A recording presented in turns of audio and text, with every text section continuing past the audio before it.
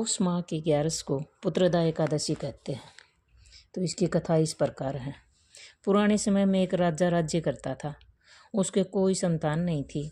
उस राजा के मन में इस बात की बड़ी चिंता थी कि उसके मरने के बाद उसका और उसके पूर्वजों का पिंडदान कौन करेगा। इधर राजा अपने राज्य में हाथी घोड़ा आदि से संतुष्ट नहीं था। उसका एकमात्र कारण था पुत्रहीन होना।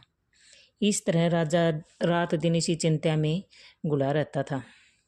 इस चिंता के कारण एक दिन वह इतना दुखी हो गया कि उसके मन में अपने शरीर को त्याग देने की इच्छा उत्पन्न हो गई। लेकिन वह सोचने लगा कि आत्महत्या करना तो पाप है।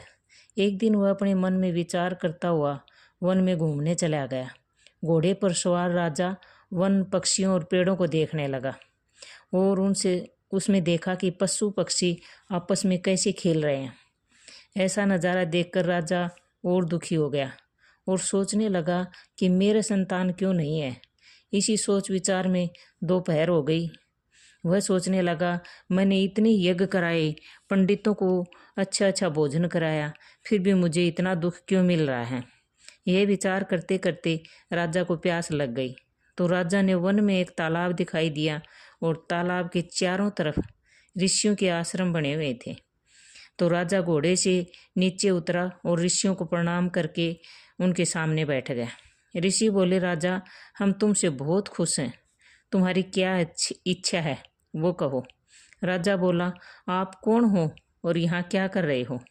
ऋषि बोले, आज पुत्रदा एकादशी है और आज से 5 दिन बाद माह महीने में स्नान होगा, तो हम सब स्नान करने आए हैं। ऋषि की बात सुनकर राजा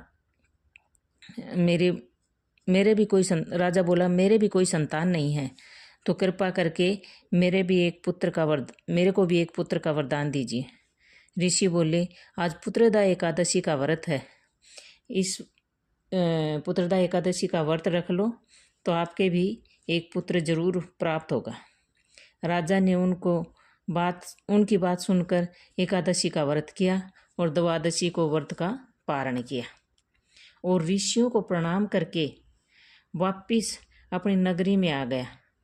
तो विष्णु भगवान की कृपा से कुछ दिनों बाद रानी ने गर्भ धारण किया और 9 महीने बाद पुत्र प्राप्त हो गया। हे भगवान, हे मेरी 11 माता, जिस राजा को पुत्र दिया वैसा सबको देना। कहता नहीं, सुनता नहीं, उकारा भरता नहीं, कहो कहानी। जी।